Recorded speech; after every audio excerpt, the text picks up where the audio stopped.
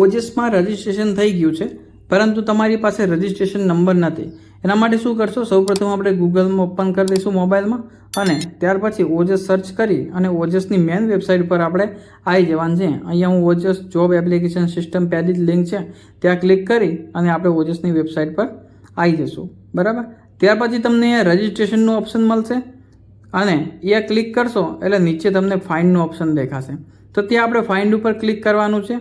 ત્યાં ફાઇન્ડ ઉપર ક્લિક કરશો એટલે આ રીતેનો ઇન્ટરફેસ દેખાશે. ત્યાં તમને માગશે ઉપર રજિસ્ટ્રેશન નંબર અથવા મોબાઈલ નંબર, આ બંનેમાંથી એક નાખવાનું છે. જો કે આપણી પાસે રજિસ્ટ્રેશન નંબર નથી એટલા માટે આપણે આ પ્રોસેસ કરીએ છીએ. તો અહીંયા સૌપ્રથમ મોબાઈલ નંબર અહીંયા નાખવાનો છે. એ જ મોબાઈલ નંબર આપણે અહીંયા નાખીશું જે આપણે રજિસ્ટ્રેશન કરતી વખતે આપણે જે આપ્યો હોય. બરાબર. ત્યાર પછી તમારી જન્મ તારીખ નાખવાની છે અને અહીંયા નીચે કેપ્ચા ફિલ કરવાના છે. તો કેપ્ચા ફિલ કર્યા પછી અહીંયા જુઓ નીચે ગેટ રજિસ્ટ્રેશન નંબર, ત્યાં આપણે ક્લિક કરીશું. તો અહીંયા હું ક્લિક કરું છું. ત્યાર પછી અહીંયા ઓટીપી આવશે તમારા મોબાઈલમાં અથવા ઈમેલ આઈડીમાં. બરાબર, બંનેમાં આવશે. તેમાંથી કોઈ બી એક ઓટીપી તમારે અહીંયા દાખલ કરવાનો છે. આ ઓટીપી 1 મિનિટની અંદર તમારા મોબાઈલમાં આવી જશે ઈમેલ આઈડી કે મોબાઈલ નંબર પર. તો અહીંયા આપણે દાખલ કરી ત્યાર પછી અહીંયા જો કેપ્ચા ચેન્જ કરવાના છે, જે કેપ્ચા ચેન્જ થઈ ગયા છે.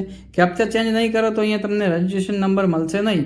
તો કેપ્ચા ચેન્જ કરી અને ગેટ રજિસ્ટ્રેશન નંબર પર ફરીથી આપણે ક્લિક કરવાનું છે. ત્યાર પછી અહીંયા તમને તમારું નામ અને તમારો રજિસ્ટ્રેશન નંબર શો થશે અને અહીંથી તમે તમારો રજિસ્ટ્રેશન નંબર કોપી અથવા નોટ કરી શકો છો.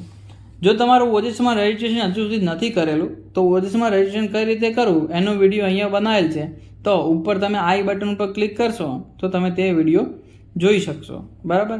અને આવા જ વિડીયો બીજા જોવા માટે તમે આપણી ચેનલને સબસ્ક્રાઈબ કરી શકો છો અને વિડીયોને આ લાઈક કરો. ભલે મળીએ તારે નેક્સ્ટ વિડીયો સાથે.